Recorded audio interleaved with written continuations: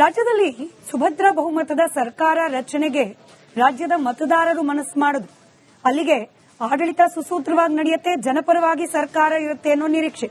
ಕಳೆದ 2.5 ವರ್ಷದಿಂದ ಆಡಳಿತ ಯಂತ್ರ ಎಷ್ಟು ಚುರುಕಾಗಿದೆಯೋ ಅಷ್ಟೇ ಚುರುಕಾಗಿ, ಇನ್ಫ್ಯಾಕ್ಟ್ ಅದಕ್ಕಿಂತ ಒಂದು ಹಂತ ಹೆಚ್ಚೇ ಚುರುಕಾಗಿ ನಡೀತಾ ಇರೋದು ಈ ಕುರ್ಚಿ ಕಾದಾಟ.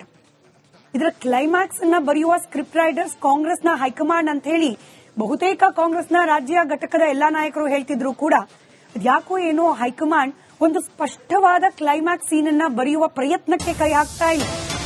ಈ ಗೊಂದಲದ ನಡುವೆ ಮುಖ್ಯಮಂತ್ರಿ ಸಿದ್ದರಾಮಯ್ಯನವರಿಗೆ ಸಿಗ್ತಾ ಹಾಗಾದ್ರೆ ಗುಡ್ ನ್ಯೂಸ್. ಒಂದ್ ಕಡೆ ಹೊರಗೆ ಕೊರೆಯುವ ಚಳಿ ಇದೆ, ಆದರೆ ರಾಜ್ಯ ರಾಜಕಾರಣದಲ್ಲಿ ಮಾತ್ರ ಕೊತ್ತ ಕುದಿಯುವ ರಾಜಕೀಯ ಬೆಳವಣಿಗೆಗಳು ನಡೀತಲೇ ಇದೆ. ಮುಖ್ಯಮಂತ್ರಿಗಳಿಗೆ ವರಿಷ್ಠರು ಹಾಗಾದ್ರೆ ಅಭಯ ನೀಡಿಬಿಟ್ರ? ಕುರ್ಚಿ ಕುರುಕ್ಷೇತ್ರದಲ್ಲಿ ತಿರುವು ಕೊಡುವ ನಿರ್ಧಾರಕ್ಕೆ ಹೈಕಮಾಂಡ್ ಬಂತ. ಸಿಎಂ ಪರ ಬ್ಯಾಟ್ ಬೀಸ್ತಾ ಇದ್ದಾರ ರಾಹುಲ್ ಗಾಂಧಿ.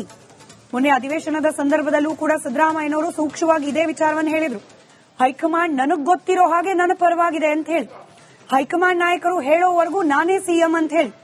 ಇದೆಲ್ಲವನ್ನ ಗಮನಿಸ್ತಾ ಇದ್ರೆ ಬೆಳಗಾವಿ ಅಧಿವೇಶನದ ನಂತರದಲ್ಲಿ ಸಿದ್ದರಾಮಯ್ಯನವರ ಹೇಳಿಕೆಯನ್ನ ಗಮನಿಸುತ್ತಿದ್ರು ಕೂಡ ಬಹುತೇಕ ಮುಖ್ಯಮಂತ್ರಿಯಾಗಿರುವ ಸಿದ್ದರಾಮಯ್ಯನವರಿಗೆ ಹೈಕಮಾಂಡ್ ಕಡೆಯಿಂದ ಯಾವುದೋ ಒಂದು ಅಭಯ ಸಂದೇಶ ಲಭ್ಯವಾಗಿರೋ ರೀತಿಯಲ್ಲಿ ಕಂಡು ಬರ್ತಾ ಇದೆ.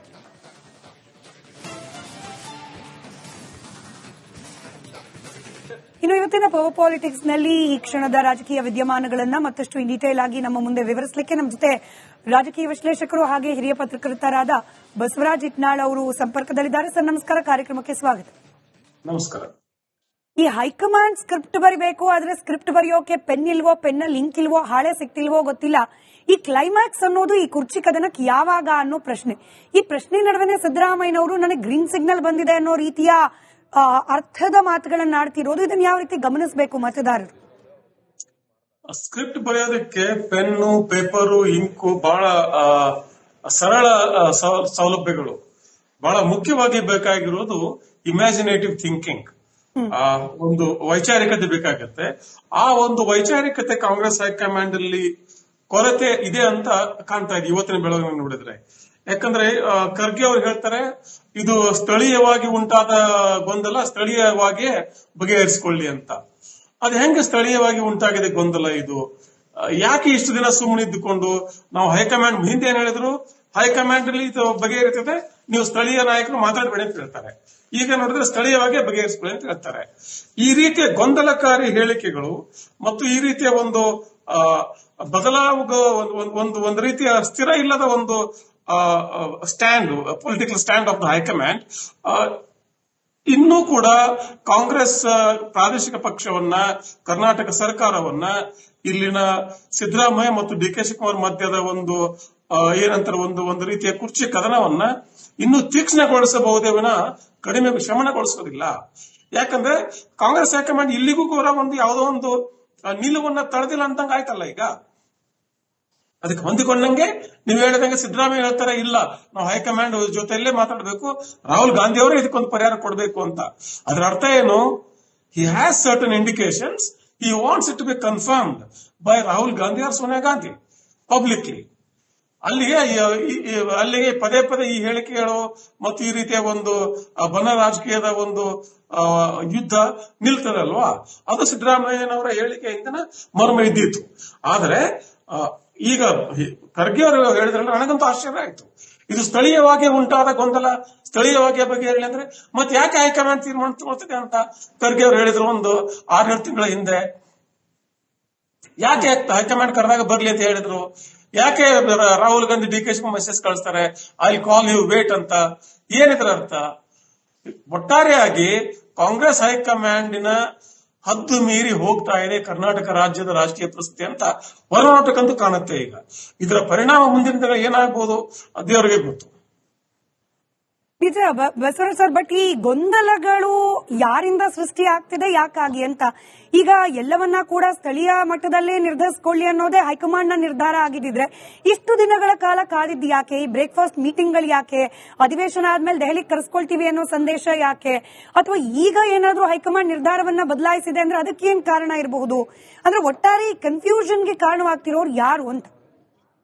ಇದ್ರ ಅರ್ಥ ಈಗ ಹೈಕಮಾಂಡ್ ಎದುರುಗಡೆ ಒಪ್ಪಂದ ಆಗಿರೋದು ಹೆಚ್ಚು ಕಡಿಮೆ ಖಂಡಿತ.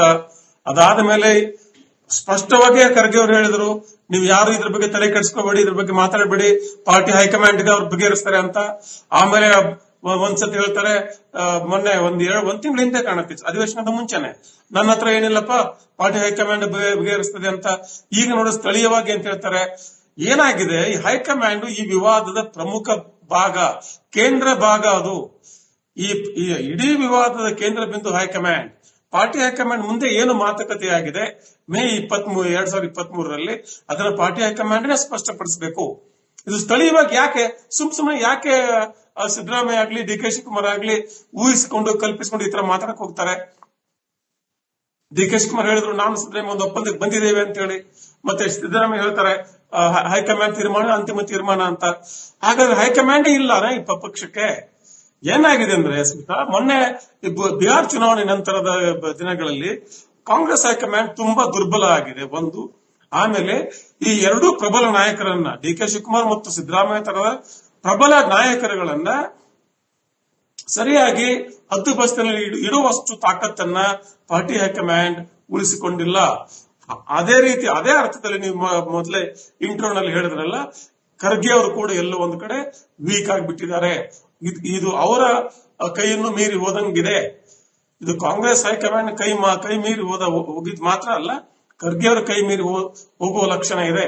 ಆದ್ದರಿಂದ ಮುಂದಿನ ದಿನಗಳಲ್ಲಿ ಏನ್ ಬೆಳವಣಿಗೆ ಆಗುತ್ತೆ, that is really open for any kind of guess work ನಾವು. ಬಟ್ ಈಗ ಸರ್ ಹೈಪೋಥೆಟಿಕಲ್ ಆಗಿ ನಾವು ಯೋಚನೆ ಮಾಡೋಣ, ಈಗಲೂ ಕೂಡ ಹೈಕಮಾಂಡ್ ಬಳಿಯಲ್ಲಿ ಸಿದ್ದರಾಮಯ್ಯನವರನ್ನೇ ಮುಂದುವರಿಸುವಂತಹ ಆಪ್ಷನ್ ಇನ್ನೂ ಕೂಡ ಓಪನ್ ಇದೆಯಾ? ಇನ್ ಕೇಸ್ ಏನಾದ್ರೂ ಸಿದ್ದರಾಮಯ್ಯನವರು ಹೈಕಮಾಂಡ್ ಹೇಳೋವರೆಗೂ ನಾನು ಸಿಎಂ, ಸೊ ಹೈಕಮಾಂಡ್ ಹೇಳ್ತಿಲ್ಲ ಹಾಗಾಗಿ ನಾನೇ ಸಿಎಂ ಅಂತ ಹೇಳಿ ಹೇಳಿಕೆ ಕೊಟ್ಟರು ಕೂಡ ಈ ಪಾಸಿಬಿಲಿಟಿ ಎಷ್ಟರ ಮಟ್ಟಿಗಿದೆ ಅಂತ ಹೇಳಿ? ಹೈಕಮಾಂಡ್ ಸಿದ್ದರಾಮಯ್ಯನವರಿಗೆ ಸ್ಪಷ್ಟವಾಗಿ ಹಿಂದೆ ಸರಿದೆ ಅಂತ ಹೇಳದೇ ಇರೋದಕ್ಕೆ ಕಾರಣಗಳು ಏನಿರಬಹುದು ಊಹೆ ಮಾಡಬಲ್ಲೆವು ನಾವು. ಒಂದು, ಎಲ್ಲೋ ಒಂದು ಕಡೆ ಈ ರಾಹುಲ್ ಗಾಂಧಿ ಅವರಿಗೆ, ಎಸ್ಪೆಷಲಿ ರಾಹುಲ್ ಗಾಂಧಿ ಹೆಸರನ್ನು ತಗೋತಾರಲ್ಲ ಸಿದ್ದರಾಮಯ್ಯ, ರಾಹುಲ್ ಗಾಂಧಿ ಅವರಿಗೆ ಈ ಅಹಿಂದ ಮತ್ತು ಗ್ಯಾರಂಟಿ ರಾಜಕಾರಣ ಮನದಟ್ಟಾಗಿದೆ. ಅದಕ್ಕೋಸ್ಕರನೇ ರಾಹುಲ್ ಗಾಂಧಿ ಯಾವಾಗ್ಲೂ ಕೂಡ RSS ವಿರುದ್ಧವಾಗಿ, ಈ ಜಾತಿ ಗಣತಿ ಪರವಾಗಿ ಮಾತಾಡ್ತಾ ಬಂದಿರೋದು ಕಳೆದ ಕೆಲ ತಿಂಗಳುಗಳಲ್ಲಿ. ಈಗ ಎಲ್ಲೋ ಒಂದು ಕಡೆ ಸಿದ್ದರಾಮಯ್ಯ ಅವರ ರಾಜಕೀಯ ಮತ್ತು ರಾಹುಲ್ ಗಾಂಧಿ ಅವರ ರಾಜಕೀಯ ಎಲ್ಲೋ ಒಂದು ಕಡೆ ಕೋಯಿನ್ಸೈಡ್ ಆಗಿ ಈ ಕಡೆ ಡಿ ಕೆ ಶಿವಕುಮಾರ್ ಅವರ ಪಕ್ಷ ಸಂಘಟನೆ ಮತ್ತು ಅವರು ದುಡಿದ ಒಂದು ಹಿನ್ನೆಲೆ ಎಲ್ಲವನ್ನು ಗೌಣವಾಗಿ ನೋಡುವ ಮಟ್ಟಕ್ಕೆ ಬಂದಿದೆಯಾ ಅನ್ನೋ ಒಂದು ಗುಮಾನಿ ಬರ್ತದೆ. ಅದೇ ಭಯ ಬಿಟ್ರೆ ಬೇರೆ ಯಾವ ಭಯನೂ ಇರಕ್ಕೆ ಸಾಧ್ಯ ಇಲ್ಲ ಹೈಕಮಾಂಡ್ಗೆ. ಪಾರ್ಟಿ ಹೈಕಮಾಂಡ್ಗೆ ಸಿದ್ದರಾಮಯ್ಯನವರ ಅಹಿಂದ ಮತಗಳು ಎಲ್ಲಿ ಕೈ ಬಿಟ್ಟು ಹೋಗ್ತವೋ ಅನ್ನೋ ಒಂದು ಭಯ ಬಿಟ್ರೆ ಬೇರೆ ಯಾವ ಭಯ ಕೂಡ ಇರೋದಕ್ಕೆ ಸಾಧ್ಯನೇ ಇಲ್ಲ ಈ ಸದ್ಯದ ಪರಿಸ್ಥಿತಿಯಲ್ಲಿ. ಅದು ಡಿ ಕೆ ಶಿವಕುಮಾರ್ ಅವರು ಏನಾದ್ರು ಮಾಡಿಕೊಳ್ಳಿ ಅನ್ನೋ ಮಟ್ಟಕ್ಕೆ ಹೋಗ್ತದ ಕಾದ್ ನೋಡ್ಬೇಕು. ಇನ್ನು ಅಲ್ಲಿ ಹೋಗಿಲ್ಲ. ಅದು ಹೋದಾಗ ಮುಂದೆ ಏನಾಗುತ್ತೆ ನೋಡೋಣ.